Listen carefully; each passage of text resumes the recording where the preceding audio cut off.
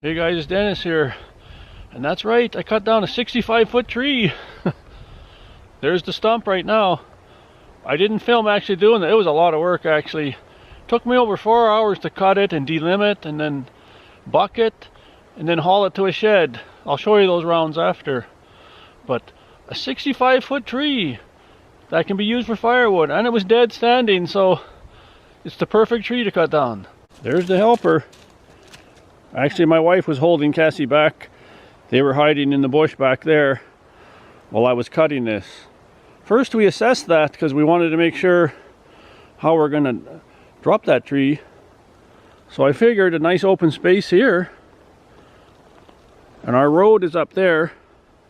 It's 65 feet to the road, I measured. So I thought the tree was about 50 feet. When I first assessed it, I thought that's about a 50-foot tree, and maybe it's going to go across the road, but it just touched the road, like the top of the branches. So yeah, that tree was sitting there, and it was a dead tree. I don't know how long it's been dead, but it was all brittle, the branches and everything, and you could tell. And there's another one here. That's another dead standing tree right there. I'm going to do that one in a couple days also. That's about the same height, about 65 feet. So I'm going to get it to fall in the same location, probably somewhere out there. As you can see, we got some snow. The day before the snow, I cut it. I knew the snow was coming, and I thought, I better cut that tree down because I want to do it before the snow flies. I didn't know how much is coming, but we got about 2 inches or 5 centimeters. And it's not a bad day today. Some of it's going to melt, but in the shade it's not gonna. We're probably gonna get some more, and we're way in November now, so up here we could even have more than this. But yeah, there's another one right there. There's lots of trees on the property that are dead standing, but you know, it's a lot of work. But yeah, it's a lot of work. And this tree here, at first I thought, can my chainsaw do it? I have a pretty good chainsaw. It's a Husqvarna Rancher, and it's, you know, there are better ones, but it's a pretty solid chainsaw, and it does do a lot of cutting here. I never had a problem with it, but I thought, you know, you can't cut down the biggest trees on earth with it. But it handled this. This one here, I'll show you the rounds in the shed. I was quite impressed with the chainsaw. But, you know, I had to cut it down, then delimb it. That took time. Then I started to buck it. I measured it out like 15 inches. Because I thought, you know, if I'm off a bit, it might be closer to 16. But if I cut 16, it might be 17, 18, and then have trouble getting it in the stove later. So I measured them at 15 inches. And I just kept going and going. And how, like, another thing I thought, like, we've had trouble in the past, like when you cut the tree down and then you're cutting, your chainsaw gets pinched because the pressure, right? So I thought, how am I going to solve it? Because I don't want to cut right through to the ground, because I've wrecked the chains on before in the previous times, that like cutting down into the dirt, and once you hit the dirt with the chainsaw, like the chain is pretty well useless. So what I did, I took a car jack. It's a 3-ton jack, so I jacked up the tree in certain locations. I even put bricks underneath to hold it, and then it took the pressure off, and that's how I did it. But then I had to get all the rounds back to another shed. They were heavy, like some of them are really heavy, guys. And so I backed my little blue car up, and 2.5 carloads to get all that wood in there, and then I took it to the shed. So let's head over there and I'll show you how that looks. Yeah, winter's back, guys. We knew it was coming. It's not that bad today. It's about +1 now. That's 34 Fahrenheit. But there's some breeze, and that makes it cold when you're into the breeze. I'll show you the wood shed there after. We're going to this other little blue shed where I put those rounds. I had to clean snow off the cars, and I just shoveled a little bit around here because the snow from the cars, there was just piles of it. So I thought, I don't want that sitting there, because, you know, it's not really going to melt now. We're probably stuck with this. There's more coming in a couple days. This is a handy little shed.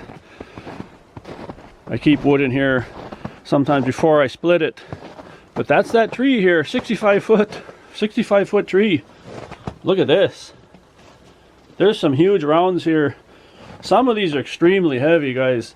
And the moisture content is not too much. I think there might be a little bit in it, but you know, it might have been dead for a year already. So usually these kind of trees, like pines, if they're standing dead, they're drying out, as you know. They're not like other like oaks or something that sit there for 2-3 years and they're still wet. But I will split all these up eventually.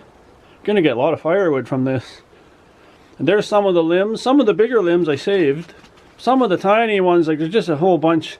It's just so tedious that I wouldn't be taking every little branch off. And like my wife, she uses it for, she shreds it for the garden and stuff, for mulch and everything. And I'll show you that in a minute. But look at this one here. This is a huge one here.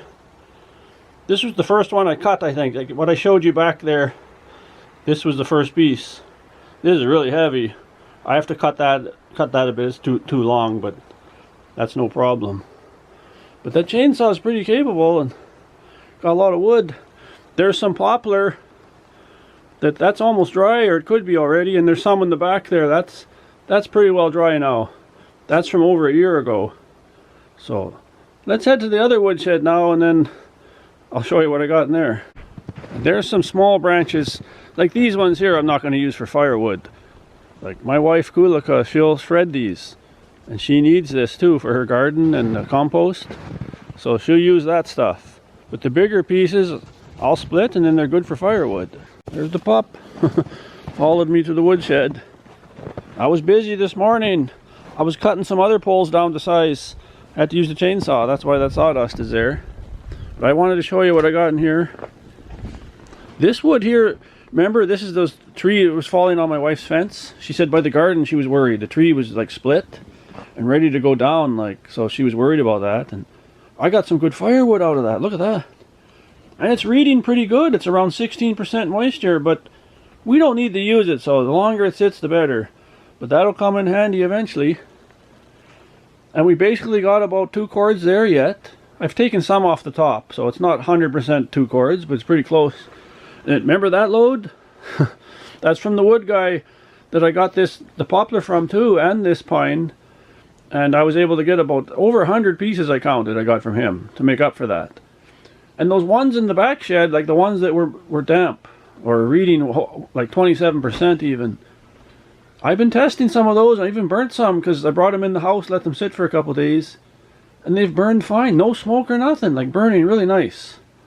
So eventually all the wood's going to be good, but I can leave it in the back shed for a while. I got time. But we're pretty happy with that. So just wanted to show you. Let's head in the garage now and I'll show you the ones I was cutting this morning. So in the garage now, this is where we keep the quad. Nice to have a heated garage. I'll tell you, it's a real dream. The quad will be babied and it'll last a long time. So that's what I was cutting this morning. Not that big one on top. That big round is from the 65-foot tree. I want to split that. There's the splitter over there. There's a log on there. I'm going to be splitting after the video. And I'm going to test the moisture content. Because even though it's dead standing, you know, I'm still going to test. I just wouldn't just throw it in the fire. And this wood will be last. I'll use this last. This will be way in the new year. Like, it might be March or April or something. So it'll be all dry by then, if it isn't now. But the smaller ones there, I think they could be almost dry, or could be. Anyways, the smaller ones are from that tree was leaning on the horse barn. So we cut that one down and I made it into the pieces here, 15-inch. Then I'm going to split those too. So we got all kinds of wood here. So, but might as well keep taking it down while I have it, like it's available. So, and they're dead. So what good are they? There's the snow blower. I changed the oil the other day. It's ready to roll, but that snow isn't enough yet. So I'll just use it when I have to. And there's that shredder. You saw that pile outside. She's going to use this too to shred that. It's good mulch for the garden and stuff, and the compost, and that's a really handy machine there too. We got a video on the channel. I'll put a link below in the description. You can watch that video if you want. She was shredding and stuff. But yeah, when you're on the farm like this, you got to take advantage of what you got, right? You can't pay for everything, especially if you have it here. So that's what I was doing this morning, cutting those down. Going back at the stump here to finish off the video. I'm pretty happy with that. That's going to give a lot of firewood in the future. And it would fall down eventually, right? So a lot of trees are falling down and they're hard to get at, but this one was the easiest one to get at, and still over 4 hours time cutting it, delimbing it, bucking it like into 15-inch pieces, and then loading it in the car and taking it to that shed. Like, it's heavy. You just couldn't just put it in a wagon. I'd put like 2 or 3 in the wagon and it's so heavy, so I backed the car up. So anyways, guys, give a big thumbs up if you enjoyed this. And also, if you're not subscribed, think about subscribing.